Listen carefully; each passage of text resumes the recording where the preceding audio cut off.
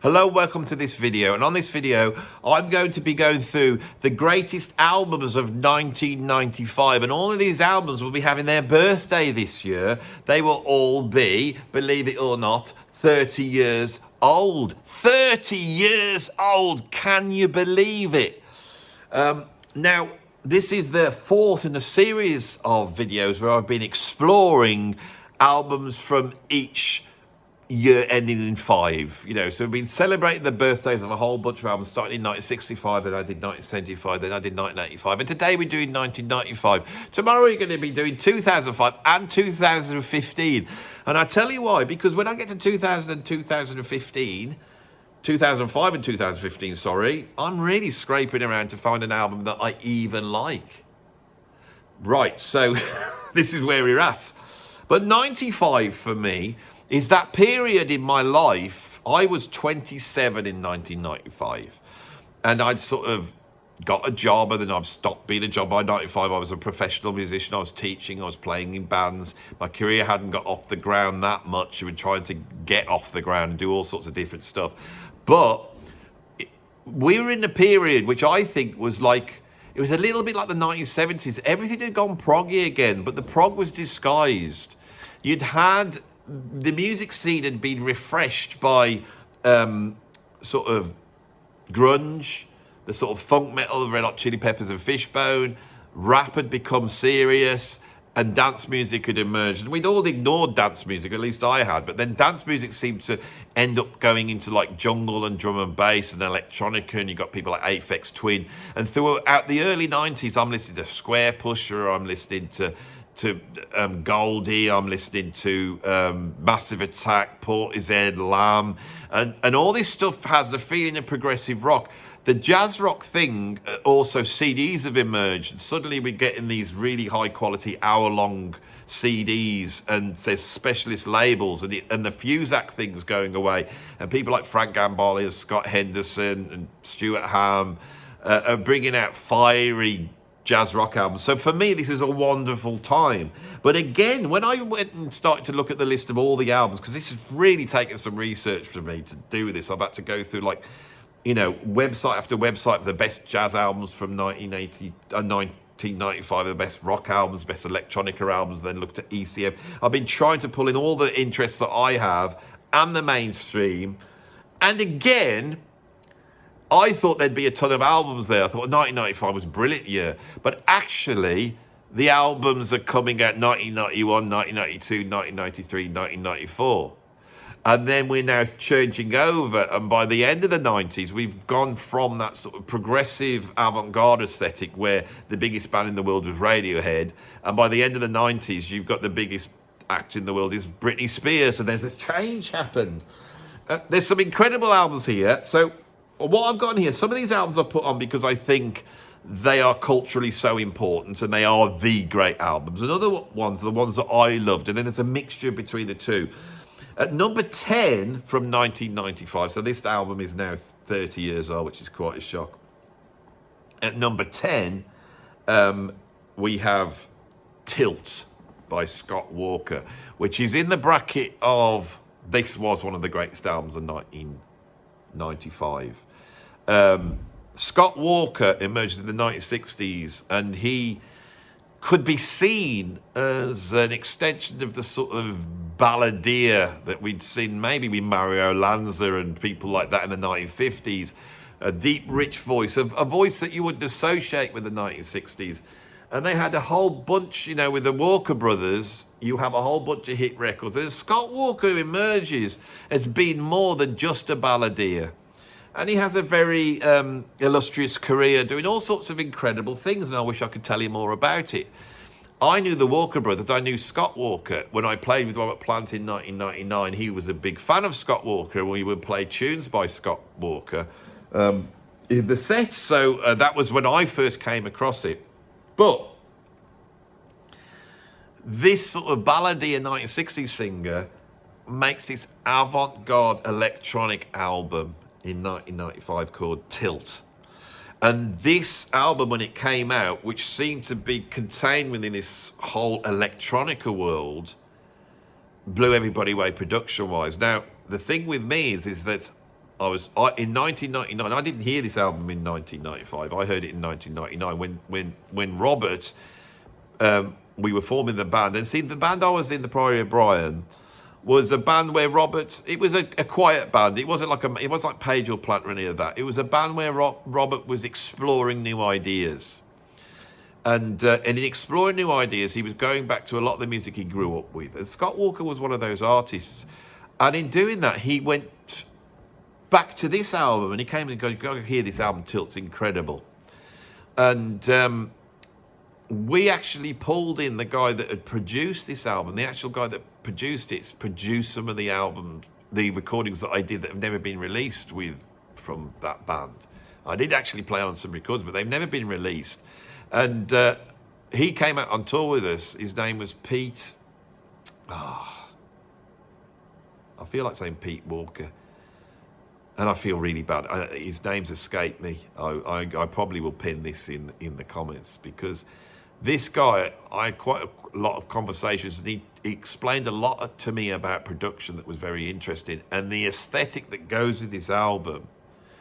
And so this album was very important to me at the time in terms of production and freeing your ideas of what production should be.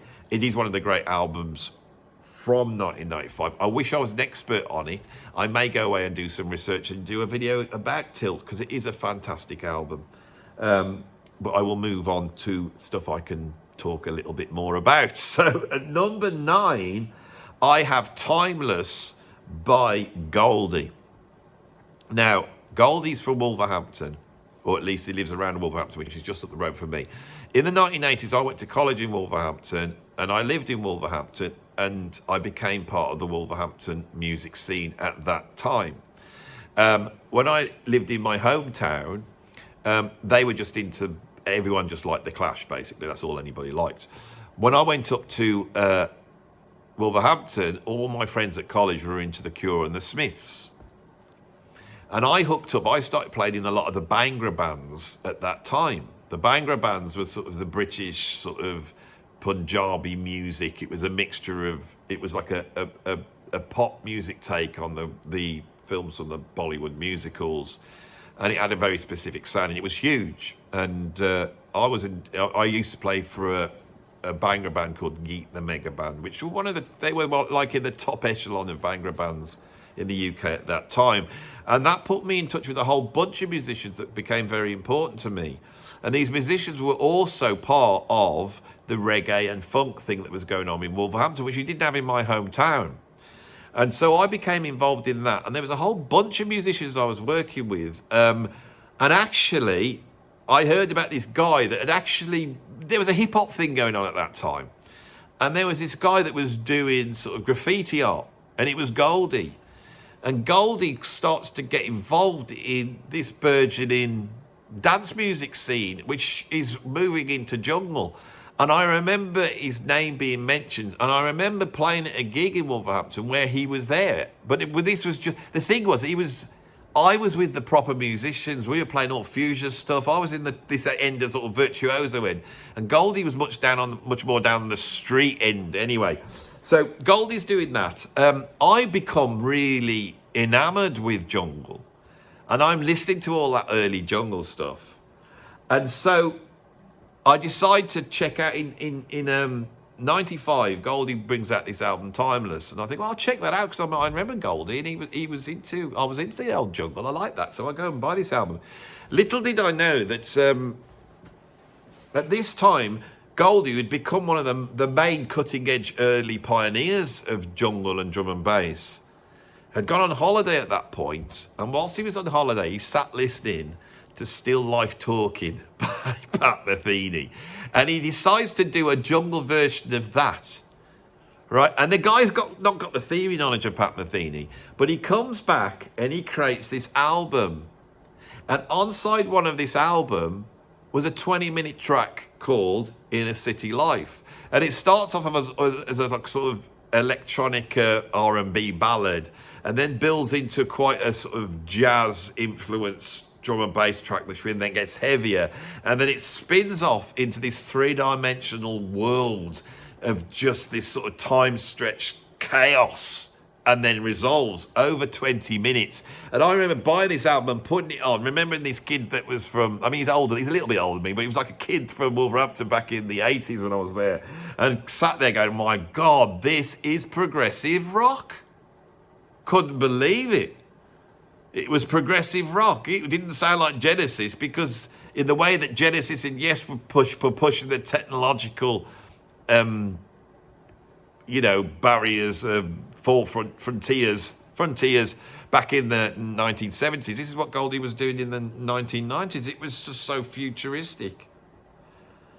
And so that's what I got at number 9. And again, see, this is interesting, because when I lived in Wolverhampton, I had a band called Sinister Footwear, named after the Frank Zappa track. It was with a guy called Tony Thomas on bass, who was very funky slap bass player, incredible bass player, and a guy on guitar called Paul Wetton that who was also a great bass player, and ended up playing in the Prior Brian with Robert Plant with me, Paul Wetton. Both incredible players. My band Sinister Footwear, which was this trio, was like it was like Mike going to college. They were very incredible players. I was into all my odd time signatures. Tony was into all this mad slap bass stuff. He was listening to people like Primus and all that stuff. And Paul was into all these sort of harmonic minor and melodic minor modes and insane rhythmical guitar playing. And we'd bring all these influences in, and I'd come in and go, oh, I got this idea in 1916. And then Paul would go, oh, I've got these chords, let's play it in this sort of, Lydian flat 7 mode. And Tony would then put his sort of Primus bass playing on. And although we never had any success, we did become a bit of a cult band, going around playing some bonkers stuff.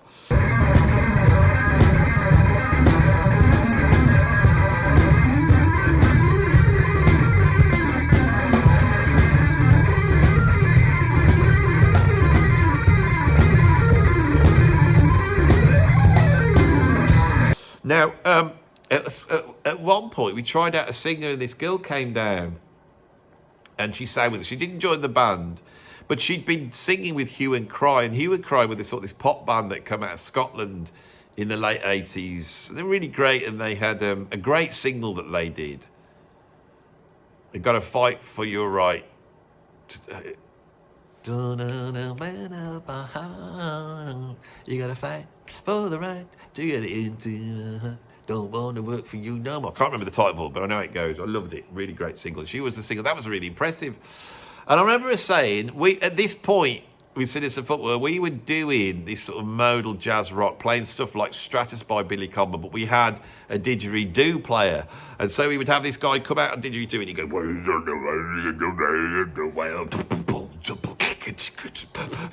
and then Paul would do his sort of Hendrix insane sort of legato Holdsworth thing all over it. And we were playing some serious gigs to sort of a sort of druggy crowd in a way. And this singer, when they heard us, I remember she goes, oh my God, there's a band in London that sounds like this. And I said, what they called? She went, Jamiroquai. And I went, what, they got a didgeridoo as well? She went, yeah, they got a didgeridoo. They're doing all this funky stuff. They're absolutely amazing.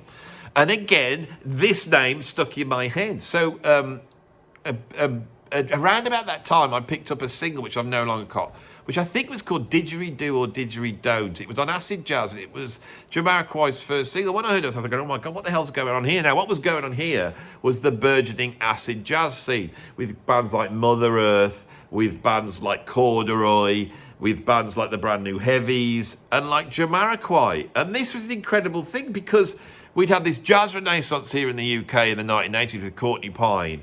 And then the dance music thing had happened, and people like Giles Peterson had started to play jazz rock and jazz fusion tracks, much more on the Herbie Hancock side, and, Michael Henderson and Patrice Rushen. That stuff's going on. And then in the UK, out of bands like Level 42, which had been a huge influence on us in this band, with all this slap bass thing going on, this emerged, this acid jazz scene. And I can't tell you how incredible this was, that suddenly they had bands playing which was ostensibly fusion, but with pop vocals, and they were getting big, and Jamiroquai were the band. So when their first single came out on Sony, I then went and bought that, Too Young to Die. I went and bought the first album, and this was very exciting, and Jamiroquai were the one that emerged. They became the sort of major band of this acid jazz scene. They're going to go on to become one of the biggest bands in the world in 97 when they bring out Cosmic Girl and all that sort of virtual insanity thing. But in 1995, they bring out their second album. I got their first album. We're all blown away by it. What are they going to do on the second album? And on the second album, which is called Return of the Space Cowboy, which came out in 95, they pushed it out. They took a risk. They could have grabbed pop success. They do that on the follow album. But on this album, they push it out. And I've done a video here where I've said Jamiroquai are one of the great bands, that they are a jazz rock band, and they get the closest to proper jazz rock on Return of the Space Cowboy, which for me is just a mind-blowing album. Now, my daughter, who sings and played on the channel, she's into all her jazz and jazz rock. She listens to Shaka Khan and she listens to Stevie Wonder. She loves all this stuff, right? And I remember I got in the car once and I had this album on. I'm always listening. I love this album. And I put it on, and she went, "My God, what's this?" And I said, "It's Jamiroquai, Return of the Space Cowboy." She goes, "This is amazing." She said, "What is it?" I said, "They were a big pop band in the night." What, this was pop music? I said, "Yeah, this was pop music." "Well, that singer's amazing. He's scatting and doing, yeah, he was a really brilliant singer." And so she gets a video up, and then sees JK, and not only is he singing like that, he's got the big hat on, and he's doing these incredible moves, and he's doing and all that. Well, all that thing that he does is moving around the stage and all the thing that JK does.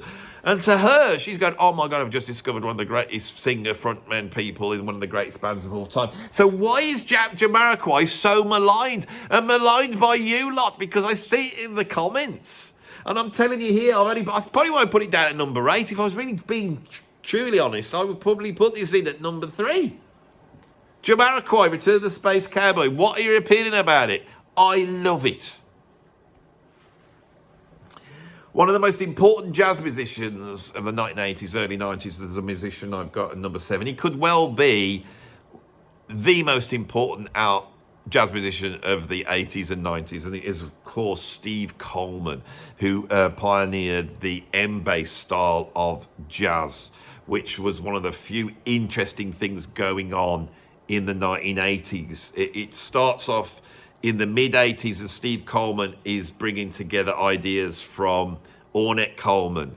He's bringing ideas from James Brown, from modern hip-hop, from jazz rock and fusion, and then his own take on jazz, which almost pulls from the structure of the earth, and it's very rooted in natural elements and the mathematical structures that go behind that.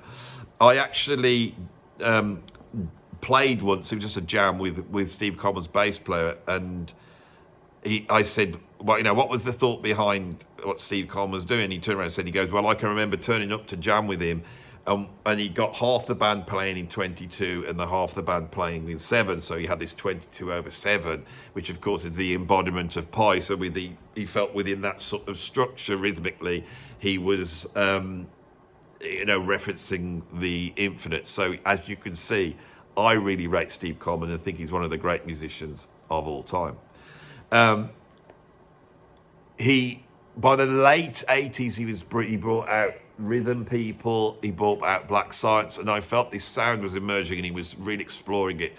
He then in the early 90s brought out a live album called The of1995, which is for me his greatest album, and it's the M-bass sound, which M-bass also contained a whole bunch of other musicians that were working in this field as well. People like Gary Thomas was working in it, Cassandra Wilson, there's a whole bunch of M-bass artists. In 1995, he brought out an album which explores the hip-hop album. Now, Steve Coleman at this point was actually making rap albums. They got rappers on these albums. He made an album called Death, Trance, Beat, Modalities of Rhythm. It's a brilliant album. For me, it's a little bit after the real golden age of M-bass, but this is beautifully produced, and you could see in the production he's moving more towards a hip-hop production. Very interesting album, and that's what I've got at number 7.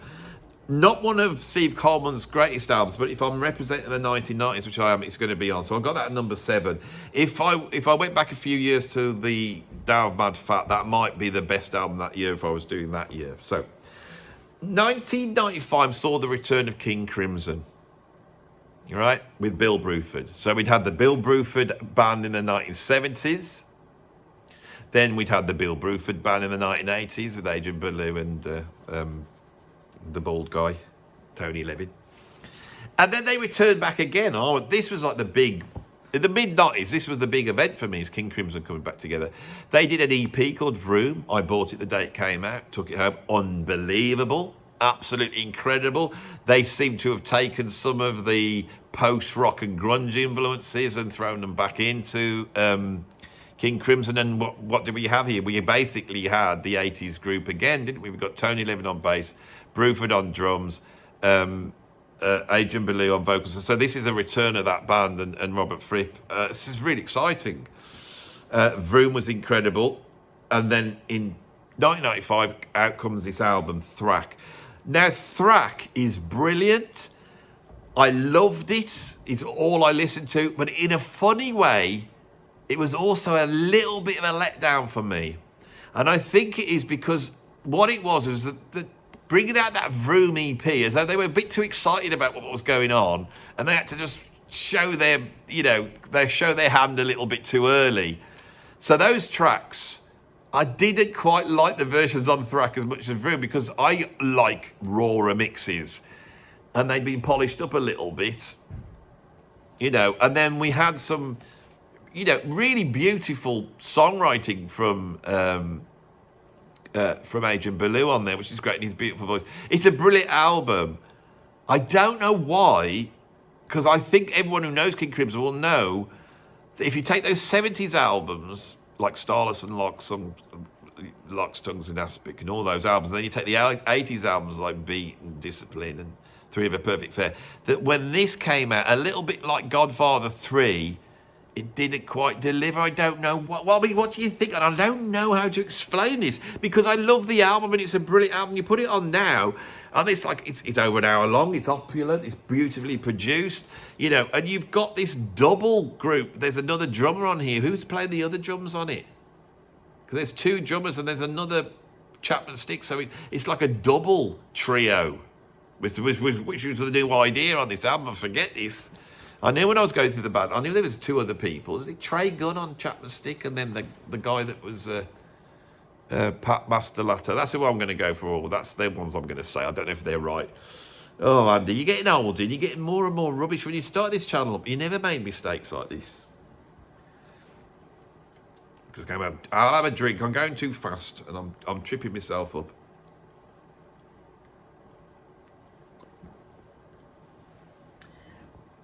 So I don't know how to say. This is a brilliant album. I got it at number 6. It's one of the great events of what I think it is now I'm talking about it. It's a brilliant album. King Crimson came on and they do some really interesting stuff. No album could have lived up to my idea that King Crimson are getting back together, right? If Rick Laird was still alive, and they announced the Mahavishnu Orchestra are going to get back together and make an album, there is nothing that they could do that would ever live up to the excitement I would have that was about to happen. There's just in most cases, they would fail.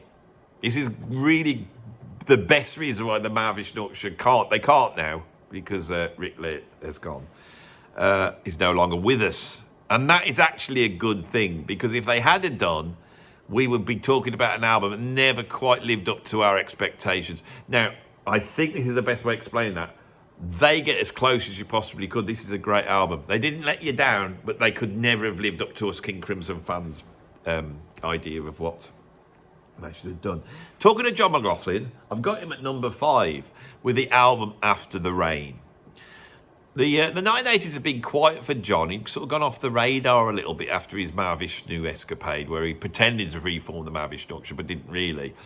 And he was doing duos with Jonas Hellborg and all that sort of stuff. And then 1988, 89, he announces he's coming back, and I see he's playing in London. I go down, I watch the gig. It comes out as an album.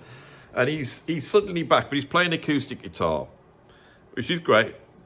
And he brings out Cale Agri, and suddenly he's back on track. Then suddenly he returns to electric guitar, and he puts this like sort of jazz trio together with the virtuoso Joey Gianfrancesco on organ, and Dennis Chambers on drums, and it seems like an updating of the Tony Williams lifetime. Very exciting, and he brings this Tokyo Live album, which is a live album, which is really exciting, and I buy that, and suddenly we've got John McLaughlin back on electric guitar, and then a bit later on he brings out the Heart of Things fusion bands, and then we get a little bit distortion, and John's back in the game, and he has pursued that right up until quite recently. Whilst this is all going on, that trio replaces Dennis Chambers with the man himself, Elvin Jones. Now, God knows what this was like for John McLaughlin to have Elvin Jones step into the drum chair. Because John McLaughlin is a guitarist that has come out of John Coltrane. And so this pairing is incredible. With Joey DeFrancesco on organ, it means it's not going to attempt to do what the Coltrane Quartet does. It's trying to do what the Wes Montgomery Quartet did, or even Tony Williams' Lifetime did, but with the real deal, with Elvin Jones on drums. This is it. They go into the studio and they play a whole bunch. They make it a Coltrane tribute, and they explore every aspect of Coltrane on here, and all the stuff that you don't expect. There's also a Carla Bley track on here, a blues. Elvin Jones is impeccably recorded. McLaughlin's a big jazz artist, so he can afford good studios. Elvin Jones he's sublime on this album. It's absolutely sublime. It's beautifully recorded, and you hear the way he approaches drums, and it's way past. I mean, these are the great drummers.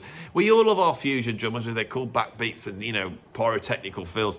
Elvin Jones is doing something else. It's as harmonic as a drummer can be, and it's as empathetic as a drummer can be, and his commitment to what he's doing is immense. This is the art of drumming embodied. Joey DeFrancesco is such a virtuoso that he can provide everything on that Hammond organ, but create the space. And within this, John McLaughlin does, for me, some of his greatest guitar playing. And I think if you're put off by the sort of blurring speed and all the sort of machine gun playing and all the stuff that a lot of the anti-John McLaughlin fans don't like, because you want to hear a proper jazz guitarist playing proper jazz and all that type of stuff, then go and check John out. Because I feel from a virtuosity level, John McLaughlin is actually on his guitar, is at his peak at this point in the early 90s. He's at his peak technically in that trio we try like Gertu. And in this is where John is just unbelievable. In terms of his vision, his peak is obviously the Mahavishnu Orchestra. This album stands alone because of Elvin Jones being on it. And it's a beautiful representation of John McLaughlin as a guitarist in his pure form, as a jazz guitarist that goes back to Coltrane and goes back to Wes Montgomery and goes back to Kenny Burrell and exists within that realm of the organ trio playing with Mike Carr in London in the 1960s. It's just a return, and of course, because it's Coltrane, it's further out, and he does everything on it. It's one of my favourite albums. Now, I would love to hold this album up, but when my kids were little, one of them, I won't say which one, got this album and wrecked it. They just scratched all over it and smashed it up and then bit it and then fed it to the dog. That's what my kids do. And I haven't got a copy of it anymore. And I don't know whether you can get it. I need a copy of this. I want it on vinyl. I don't know if they ever came out on vinyl. But this is the sort of album you want on the warmth of vinyl. Anyway, that's what I've got at number 5, is After the Rain by John McLaughlin.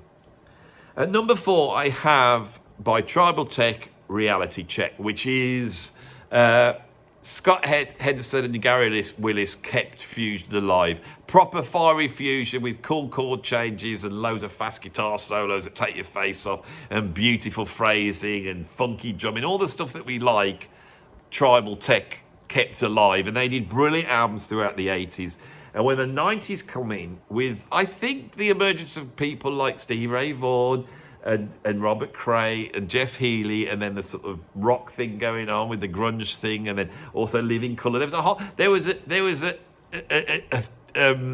drive for Tribal Tech to go a little bit towards the heavier rock end of the market, which they do on the album Illicit, which was where I come in. In 92, I bought Illicit, and then I'm a fan of Tribal Tech, so I'm buying every album as they come out.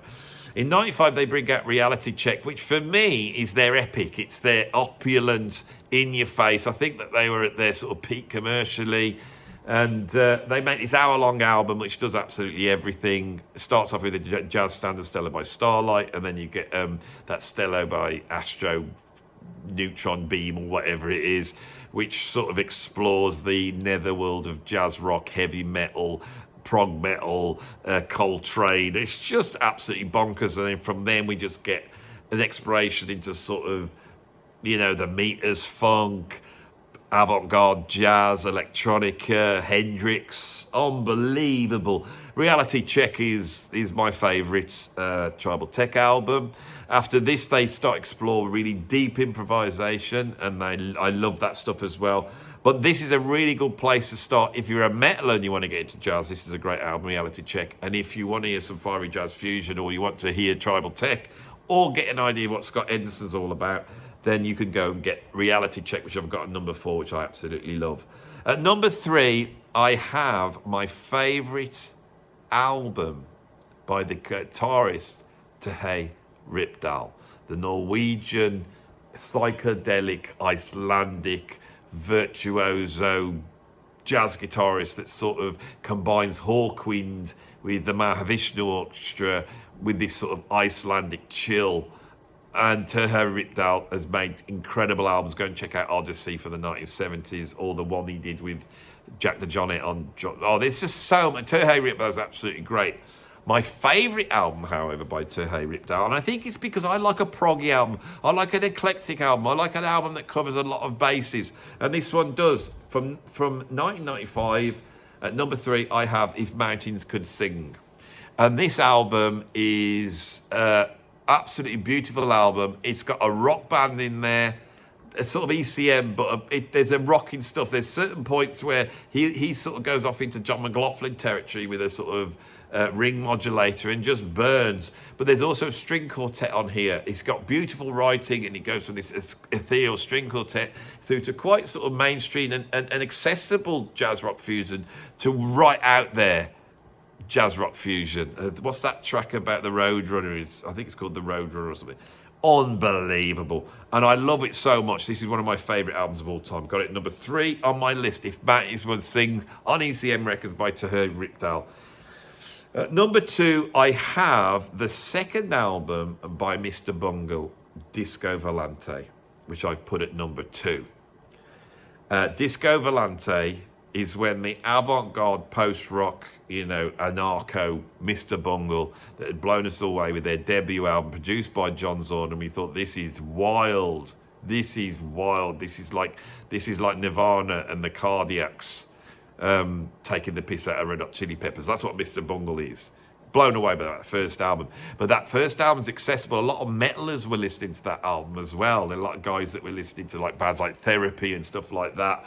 You know, Soundgarden and Faith No More had that first Mr. Bungle album. So when the second album came out, Disco Volante, we awaited it with bated breath. And when I put it on, I could not believe it.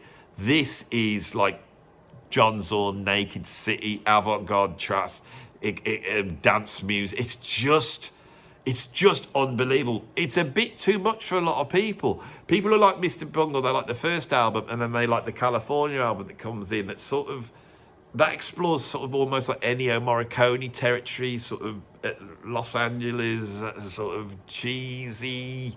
A brilliant album, but that was the letdown album for me because Disco Volante was just mind-blowing. The album, the artwork, when you opened it up, and the stuff that's going on this is just mind-blowing.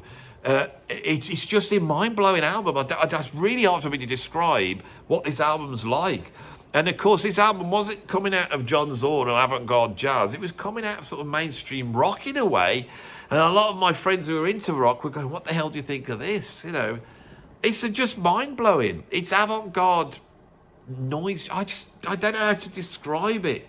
Of course, it's named after the ship in Thunderball, isn't it? It's that yacht, that boat, the Disco Volante, that's owned by whoever the bad guy is in Thunderball. That's an interesting reference, isn't it? Why? Why James Bond? Why John Barry? There's that John Barry thing in this. I don't even know how to discuss this album. You know what I'm going to have to do? I'm going to go and put it on again. And I might do a video just on Disco Volante, because looking at this, looking at 1995, and looking at the albums I've said are great, this should be at number one, shouldn't it, Disco Volante? What have I got at number one? Well, what I've done is I've gone a little bit more objective. And I thought, I've had Goldie with his Jungle Timeless album. But when you've got Massive Attack, you've got, Aphex Twin or Tekra, Photech, all that electronica stuff. You've got all that trip-hop stuff going on. There's a whole bunch of this stuff that's coming out in the 90s, and it's going to influence bands like Radiohead, and they're going to go from sort of Creep to suddenly to Kid A. There's going to be this big, and this was really exciting for me. And I thought, how do I represent that? What album am I going to represent from 1995 that represents all that? And it's really is one of the greatest albums ever made from the 90s, and this is why I've got it number one. And it's Björk's second album, Post. It's my favourite album by Björk because, for me, it's the most out there and the most accessible album she's ever done. She did this really huge album with her first album, which is brilliant. And when she came out with this second album, she's the creative Björk that we expected. She's putting the boat out. And on there, she does, which is really avant-garde in a way, she does a proper full big band version of It's So Quiet, which was an old jazz standard big band track from earlier. I can't remember who it's by. And she does her version of it, and she does her version of a jazz vocal, which is very Björk. This track comes out, becomes the biggest track of the year. So this album goes through the roof. And so I go and buy this album, put the first track on, and it opens up with this sort of Led Zeppelin, dubby Army of Me, and it's just mind-blowing. And then from this moment on, she just, again, it's the opulence and eclectic. The album that follows this up, which is called Homogenic, is a lot more esoteric in a way. And it's a lot more now starting to look down this electronica thing. But the electronica album on Post is really balanced well. It's really interesting. She is a pop star at this point, so she's got the budget, so we get full orchestras on here. Is it Nelly Hooper producing this? Not too sure. Post is my favourite album. Disco Volante and Post. So Post is the pop music album. Disco Volante is representing all that avant-garde jazz fusion bonkersness. These are the two albums that we've got. Anyway, I am at the end of this video. I hope you did enjoy it. I'm trying to keep within a certain time limit, around about 30 minutes to 40 minutes, and I'm right in that zone. So I will finish by saying, if you did like this video, then, stick a like on it. If you want to see some more, subscribe, put your thoughts in the comments, which you always do, never need to tell you to do that. If you want to support me, you can become a patron. The link is down below here. You can become a free member or a paid up member, and you'll get content whichever way. There's also, you can support me financially by going to my PayPal tip jar. The link is down below there. If you've got PayPal, it's an easy way of doing it. And then down here is a button. If you're watching it on a laptop or PC, on your phone, I don't know where the button is. Where could it be? But it'll be down there, so like a little heart. You can press that and give me a little bit of a tip for my hard work I've done. Also, I now have a Substack, link is down below, where you can pay up and read my more thoughtful academic writing. It's not that academic, but it's more thought out with some of the ideas about culture and politics there. And that's the paid up bit. But you can also become a free Substack member. And I've got a whole ton of podcasts there, including all of my interviews, which mirrors onto Spotify. So if you go to Spotify, you can find me on there and listen to the stuff there. And if you're out and about, you want to listen to me whittering on to Jean-Luc Ponty or whoever it is. And if also my Bandcamp, the link is down below, where all my music has now gone over to a subscription model. So for the price of one album, you can get to listen to all my albums for a whole year and explore that as your heart's content. You can download them and do all that type of stuff. Since I've gone to subscription, it's freed me up, and I've actually put 3 albums out since I did that. So that is all the things that you need to be told, all the links, all that stuff. Come to the end of the video. Thanks for watching. Tomorrow I'll be looking at 2005 and 2015 and explaining why I've put both of those into one video, and then having a talk about what I've learned from doing this and looking at the the sort of journey in the last 60 years that music takes, and having a few ideas about that.